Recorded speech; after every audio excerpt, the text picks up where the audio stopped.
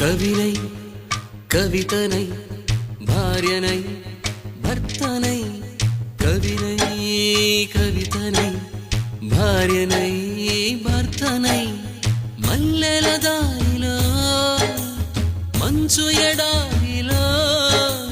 మల్లెల దారిలో మంచు ఎడారిలో పన్నీటి